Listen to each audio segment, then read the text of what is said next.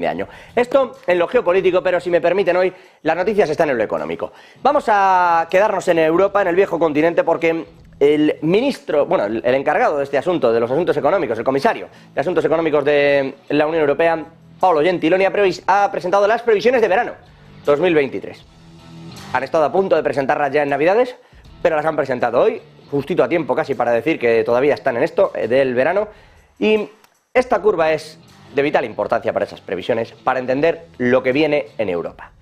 Esto es la inflación en la eurozona, que tuvo su pico y que ha ido cayendo.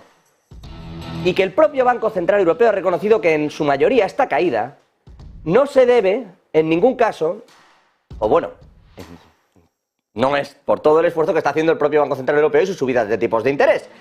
¿A qué se debe la caída? Bueno, pues la más clara en la explicación fue Isabel Schnabel, el halcón de Alemania dentro del BCE, que dijo que no es cosa tanto del Banco Central Europeo y de las subidas de interés, como sí lo es de los cambios en los precios de la energía.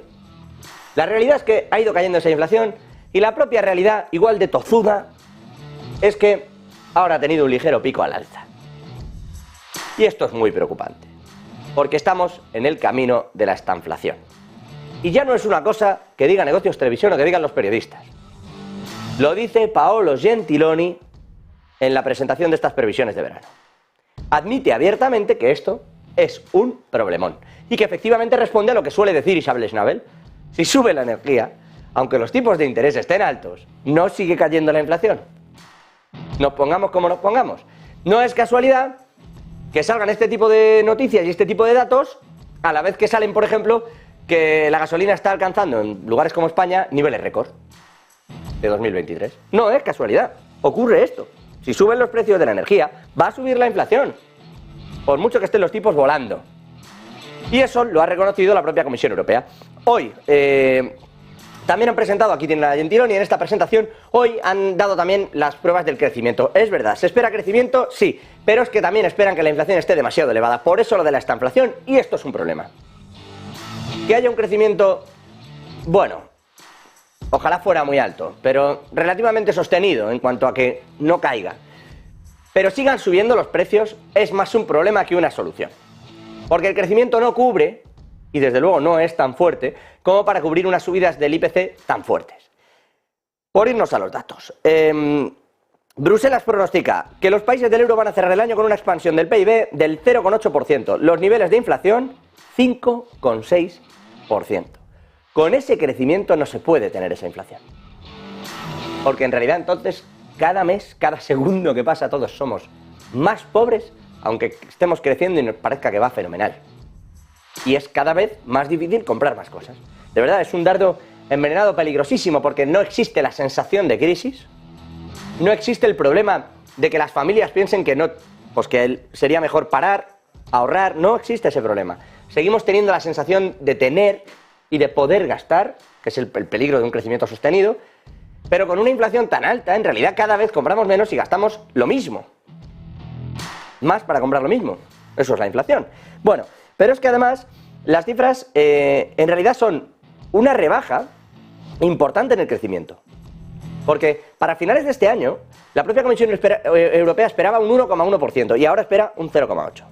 Y sin embargo esperaba una inflación mucho más baja. Algunos se atrevió a decir que no estaría en el 2%, pero hombre, por debajo del 5% seguro, y se queda en el 5,6%.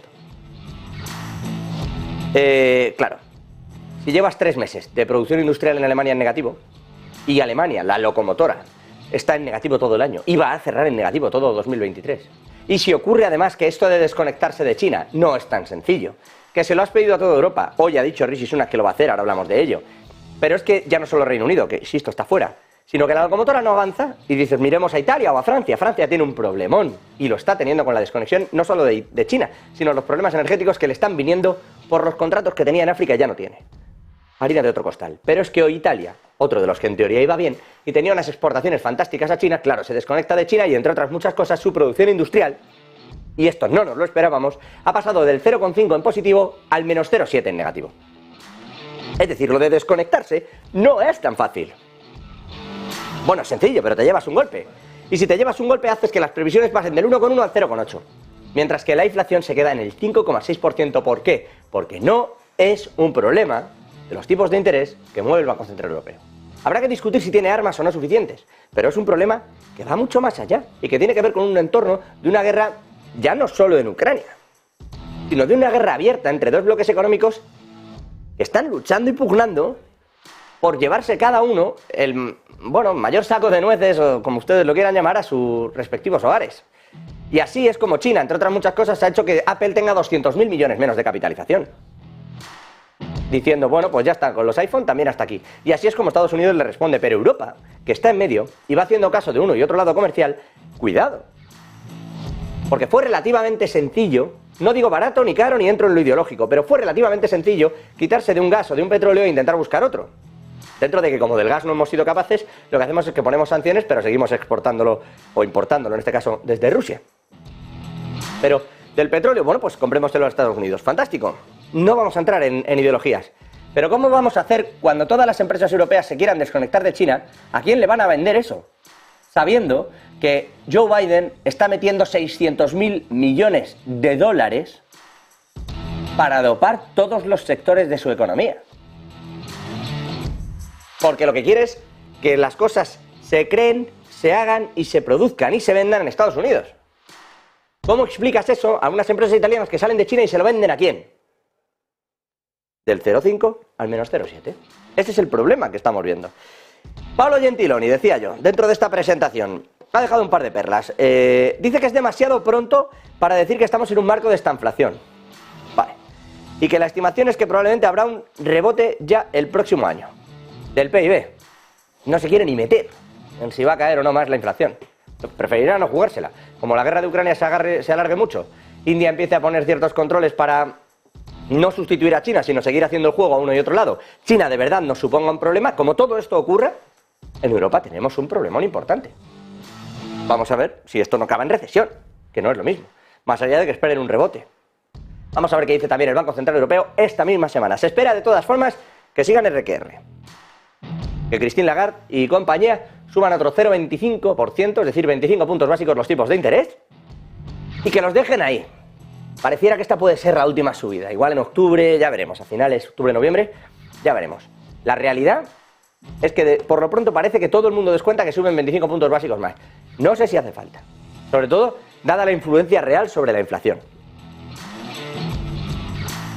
Y dado que tenemos otras muchas burbujas, a costa de los distintos entornos dopados, insisto, de la economía vía fiscal, vía política fiscal. Se retiraron los bancos centrales, pero los gobiernos han dopado ciertos sectores y habrá que ver qué tenemos ahí. Lo vamos a analizar también en el programa de hoy.